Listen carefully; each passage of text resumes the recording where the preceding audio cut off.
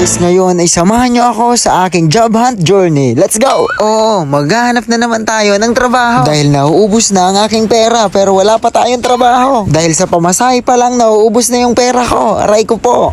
Pero hindi naman sa pag-iinarte pero hindi ko gusto yung amoy ng bus. Mahihiluhin pa naman ako kaya lalo ako nahihilo tuloy. Pero alam nyo ba na dapat 30 minutes lang yung biyahe ko pero inabot ako ng 1 oras? Dahil sa sobrang traffic dito. Buti na lang ay nawala yung hilo ko. Dahil kailangan na natin masanay dito. Dahil ginusto natin to.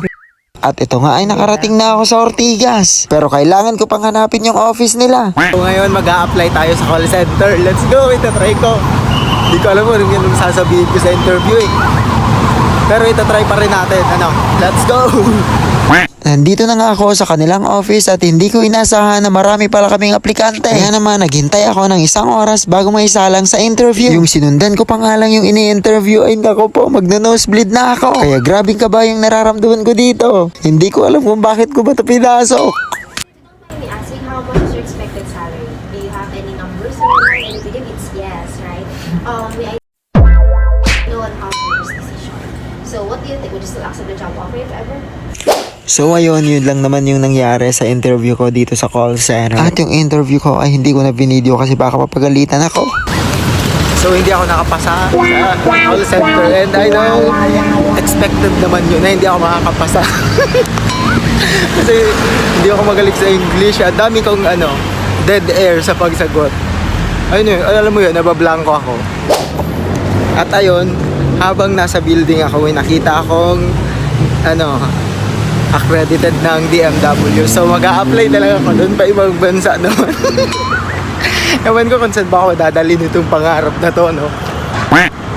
Magpapa-print lang ako ng resume, tapos magsasubmit ako doon.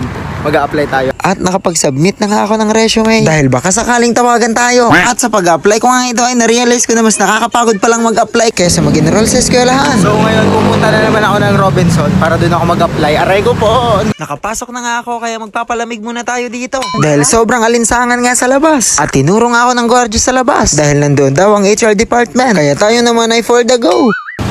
So ayan guys, magpapasa lang pala ng requirements ng resume. So pinasa ko, tatawagan na lang daw tayo. Naghihintay na naman tayo, pero sige lang. It's part of the game. It's part of the game. Dito ako sa Robinson's Galleria. Nag-hire sa atin, mag-apply na lang tayo kay Kuya sa PBB.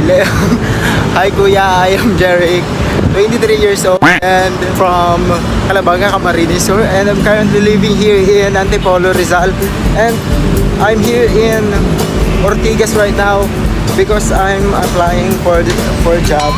You should hire me Kuya because I'm hardworking, self-motivated. Sana ako dadaan dito. Yep, that's me. You're probably wondering how I ended up in this situation. Dito na lang ata. Mali-mali na yung dinadaanan ko. Papunta pala ako kay Rizal. Dahil nakakapagod nga ang araw na ito kaya naisipan kong bumili muna ng shawarma. Dahil nakakagutom talaga ang araw na to. Wala nga ako nakitang nagtitindang kwek-kwek sa labas kaya hindi tayo makakatipid ngayon. Pero okay lang dahil mababawi naman natin to pag nakahanap na tayo ng trabaho. Kaya i-hard yun na ako nang matuwa naman ako. So ayun, uwi muna siguro ako kasi gagabi na, 4:00 na. And siguro balik na lang naman tayo. Hahanap ulit tayo sa maybe bukas. Samahan niyo ako sa journey ko na maghanap ng trabaho. Ayun, let's go. Hanggang dito na muna guys. Bye-bye!